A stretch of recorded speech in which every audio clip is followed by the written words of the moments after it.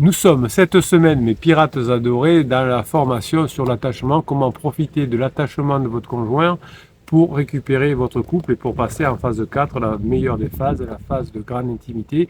Et pour cela, évidemment, vous allez apprendre les différents types d'attachement, mais pas que. Vous savez que la plupart des psys de quartier vous expliquent l'attachement évitant, l'attachement anxieux, etc. Mais ça ne fait pas tout. Ce qui est indispensable de comprendre, c'est que cet attachement est dynamique et que vous allez apprendre à gérer cet attachement au fur et à mesure de votre relation.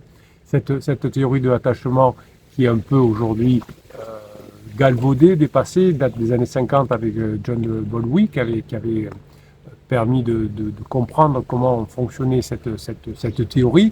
C'était un lien affectif qui se crée entre vous et votre conjoint qui avait deux axes finalement, le côté trois axes, sécurisant, évitant et anxieux.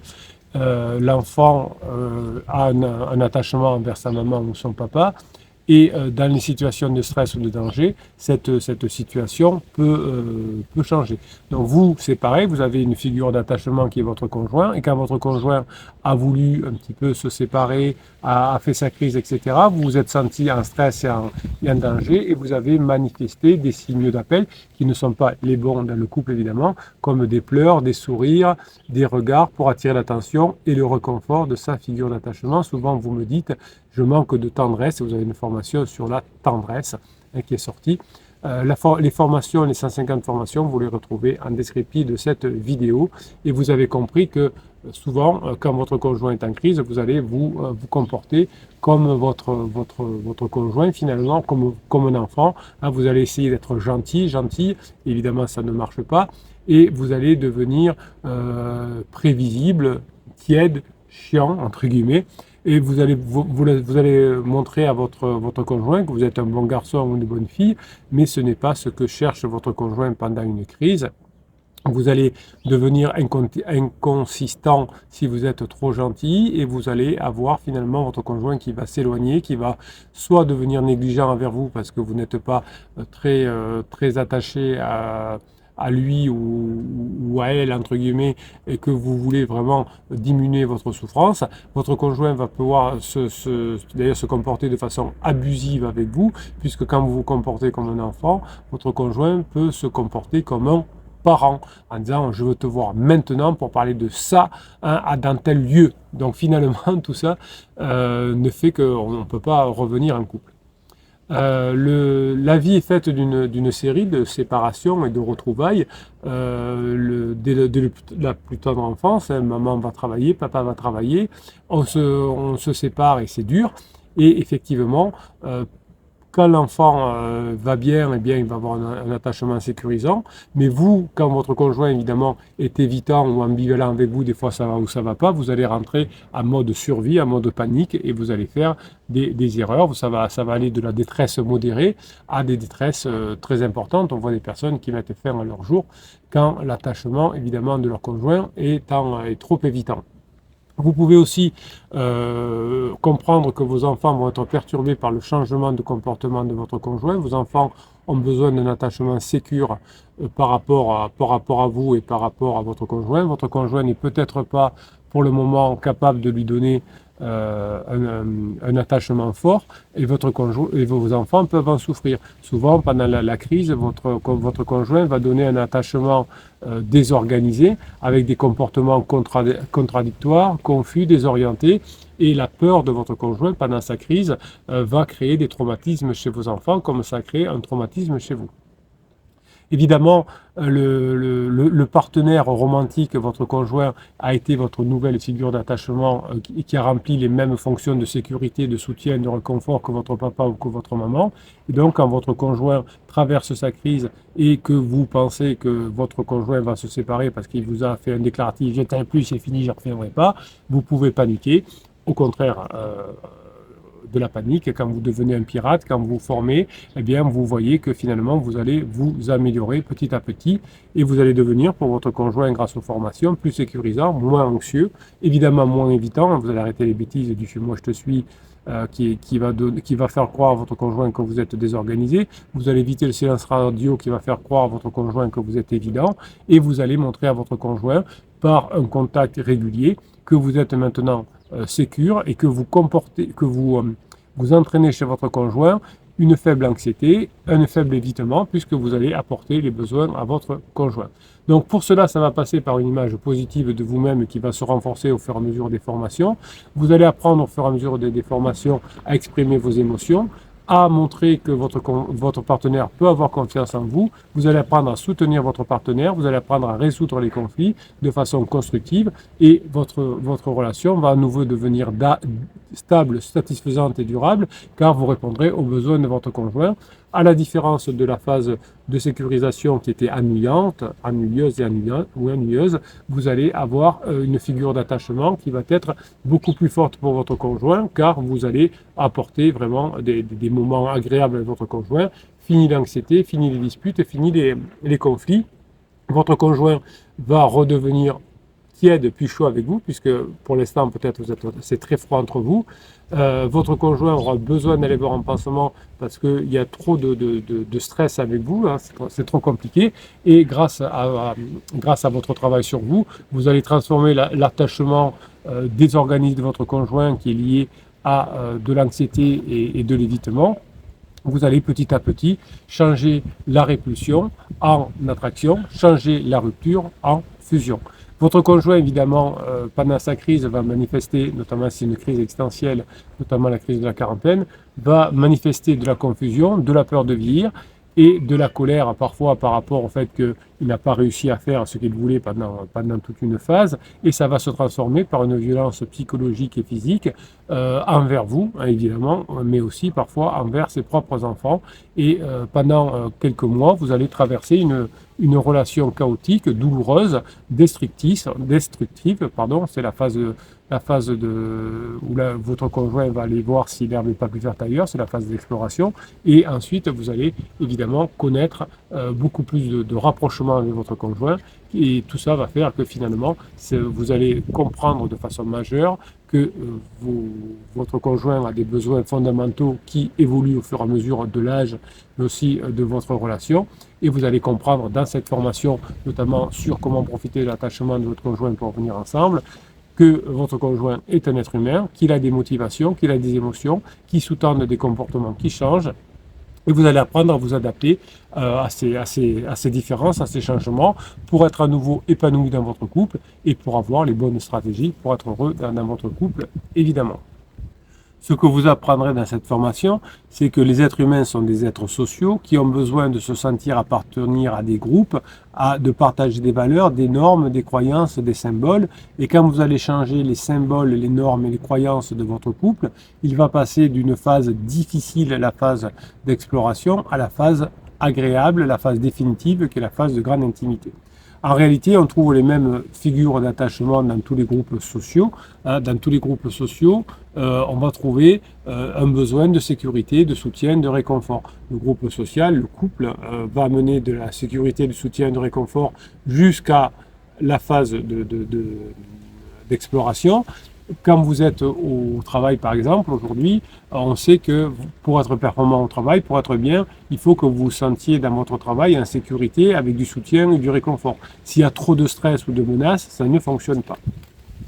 Donc vous allez comprendre dans cette formation que l'attachement propose une vision intégrative des relations humaines. Dans cette formation, vous allez comprendre que finalement, la diversité et la complexité des liens que nous tissons tout au long de notre vie avec des partenaires multiples et variés, le conjoint, le pansement, le patron, le voisin, etc., vont avoir des influences réciproques sur le développement de l'être humain, la personnalité, le bien-être. Ça veut dire que dans votre couple, qui est la partie la plus forte de votre intimité et de celle de votre conjoint, quand vous allez changer, vous allez avoir une influence forte sur le développement, sur la personnalité et sur le bien-être de votre conjoint qui va à nouveau se sentir bien avec vous. On pourrait aussi s'intéresser à l'attachement entre la relation entre frères et sœurs, qui sont des relations sociales primaires. Et il y a aussi des formes d'attachement qu'on appelle secondaires entre un frère et une sœur, par exemple. Le rôle des parents, qui sont une figure d'attachement concurrente aux frères et aux sœurs, peut créer des conflits dans la famille si on ne sait pas le gérer.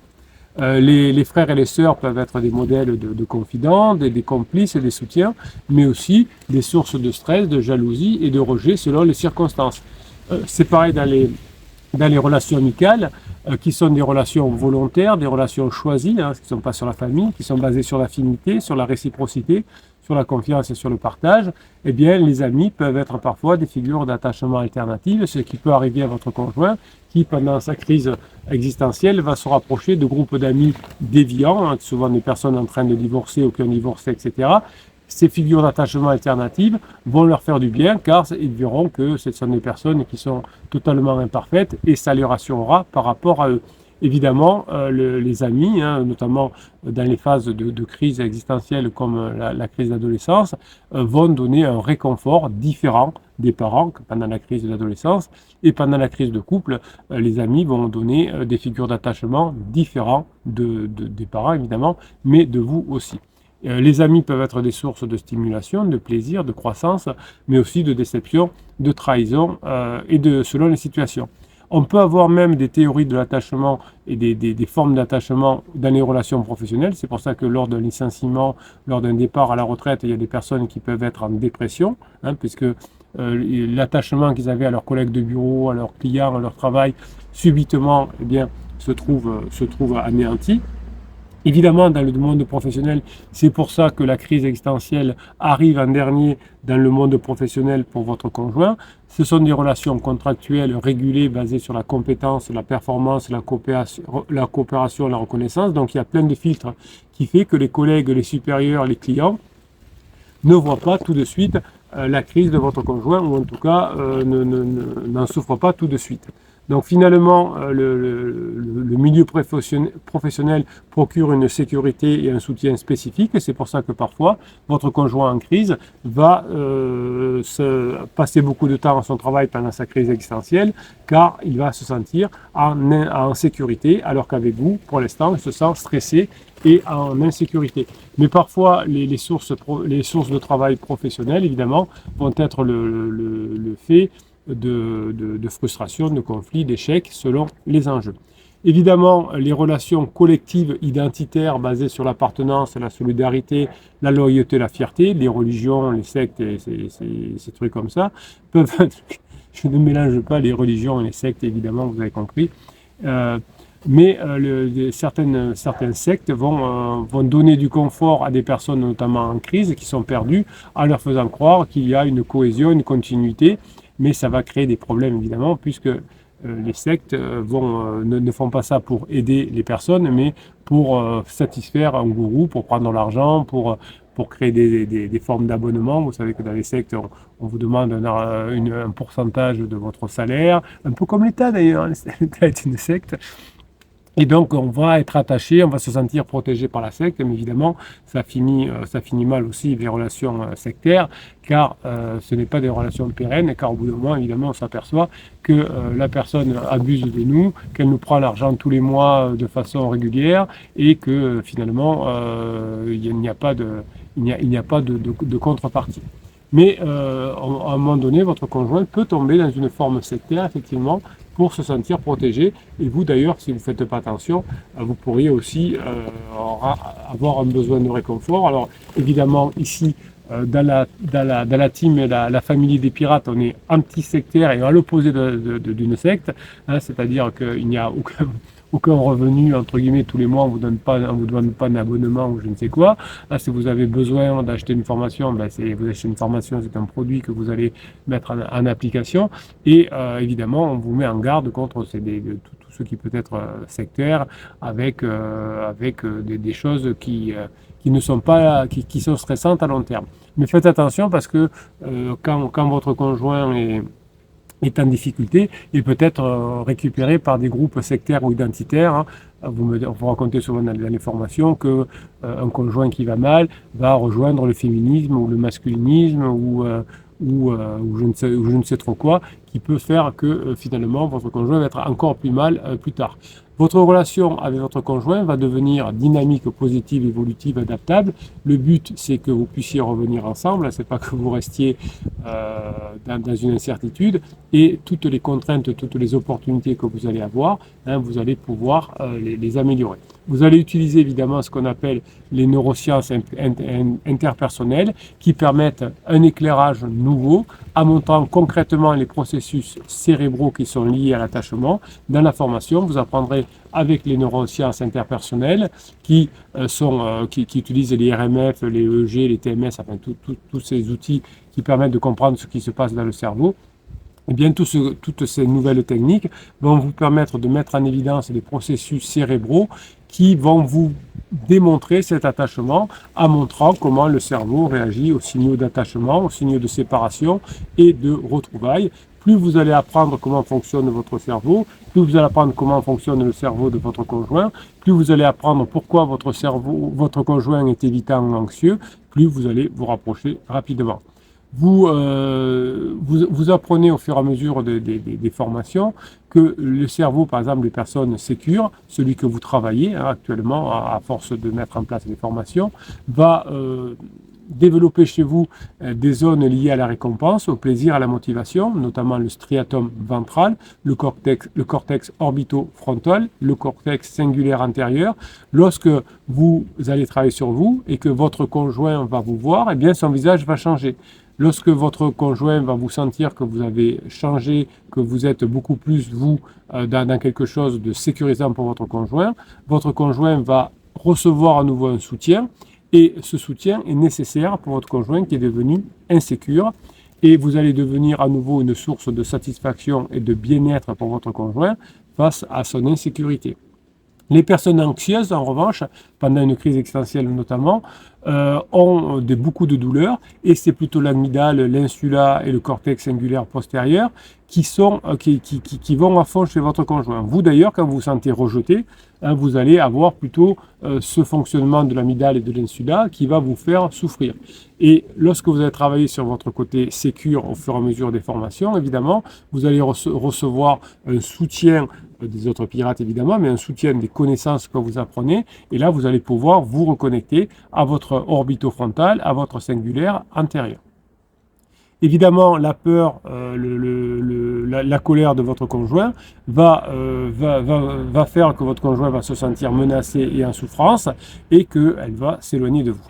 Des personnes évitantes ont des zones du cerveau moins connectées comme l'attention, la mémoire, et finalement la figure d'attachement dans un deuxième temps, ça va être vous qui allez être cette figure d'attachement sécure, et une personne qui est évitante parce qu'elle a pensé à un moment donné que vous étiez en distraction et ennui, vous avez des sources de distraction et d'ennui, eh bien votre conjoint ne va pas pouvoir comprendre ce qui se passe avec vous, ne va pas avoir beaucoup le cortex préfrontal bien relié à l'hippocampe, et donc finalement votre conjoint va être évitant en croyant que c'est vous effectivement qui est source de déplaisir. Alors évidemment, quand vous étiez un bébé pirate, quand vous avez fait des silences radio, des ultimatums, vous étiez source de déplaisir, mais aujourd'hui, grâce à votre attachement sécure que vous allez remontrer à votre conjoint qui est désorganisé, qui est confus, qui a une désorientation, qui a une dissociation, va reconnecter petit à petit son préfrontal, alors qu'aujourd'hui, effectivement, le préfrontal dorsolatéral, le cortex pariétal et l'occipital sont très très peu connectés avec votre conjoint, d'où son côté désordonné, avec des hauts, des bas, avec des tops et des downs. Vous devenez finalement à un moment donné une source de malaise pour votre conjoint, car votre conjoint a du mal à ingérer des informations et comprend mal. Donc c'est en étant sécurisant pendant très longtemps que votre conjoint va se rendre compte évidemment que vous êtes quelqu'un qui est devenu sécurisant, et l'anxiété, l'évitement et la désorganisation de votre conjoint va être rassurée évidemment par votre changement. C'est par votre changement de spectre d'attachement que vous rendrez à nouveau votre relation plus fluide, et votre relation votre interaction qui était devenue insécure avec votre conjoint va devenir à la fois sécure et légère.